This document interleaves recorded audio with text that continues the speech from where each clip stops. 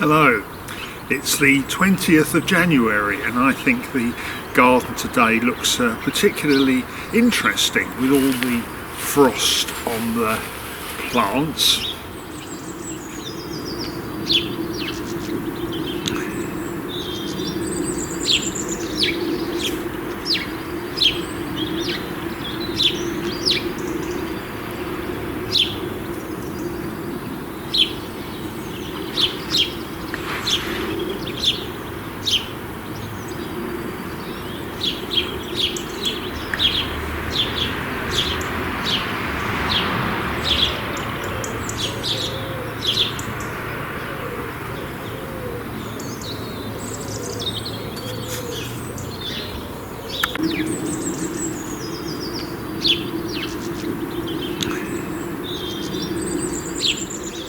There are of course things you can do now, like winter pruning, and do have a look at my videos at 9, 10 and 11 for some thoughts about that. But I don't want to talk about that today.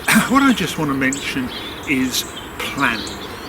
What you're going to do for next year.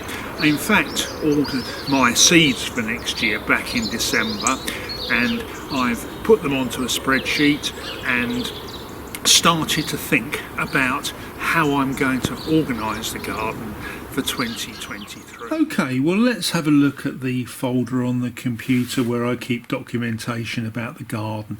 Let's have a look at the annual vegetables spreadsheet where I've listed all the vegetables that I'm planning at the moment to plant next year. I'm not suggesting you necessarily put things on a spreadsheet on the computer. I suppose I am advocating that this is a good time of year to think about what you want to do in the following year. I mean, there might be some things apart from pruning fruit trees and the like. There might be other things that you can do now. When you write this out, you'll suddenly realise it, like you might want to make a new raised bed or a new frame for something.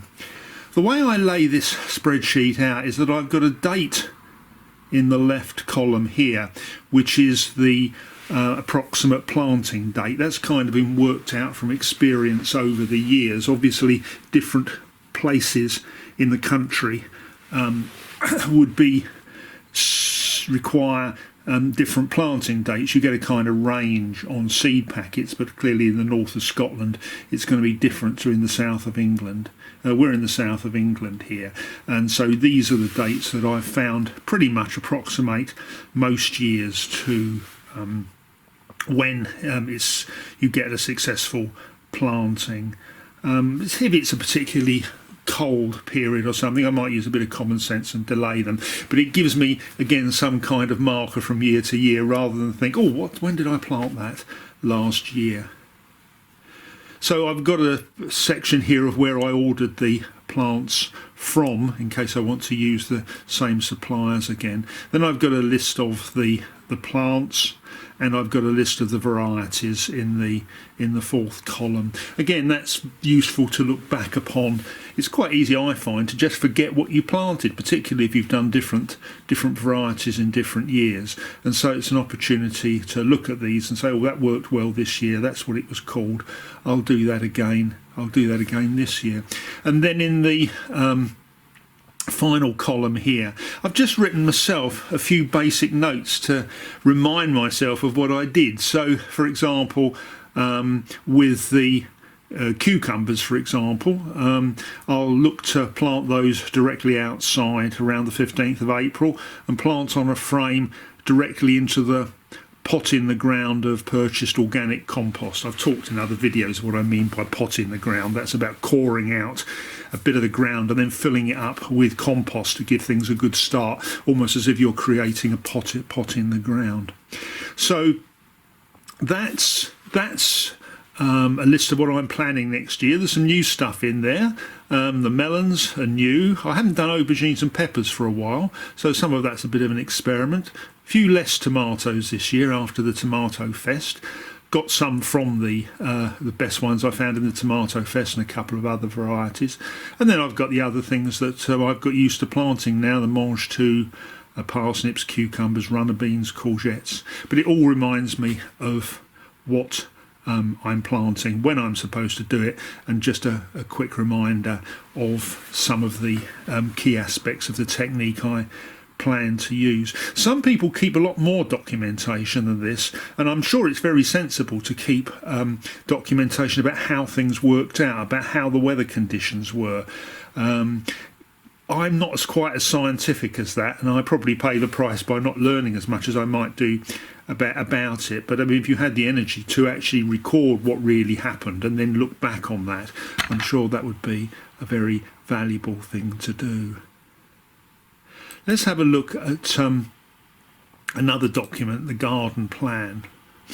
This is a map of the garden with the locations. I won't go over what my colour coding actually means, but I do have one for every year, and I find this useful because it means that I can rotate the plants. I can actually look back and see where I planted things last year, the year before, and the year before that.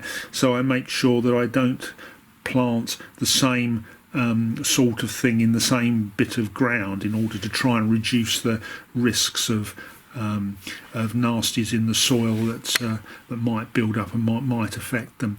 And if I'm wandering around the garden, talking to people about it, then it's also a reminder of what's planted where.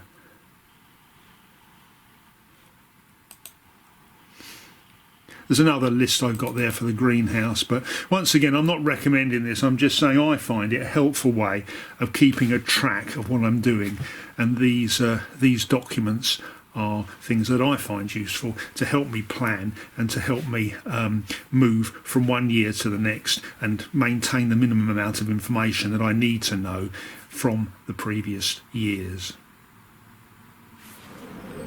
Well, I hope those thoughts have been interesting or useful to you, and all the very best to all of us for our gardening in 2023.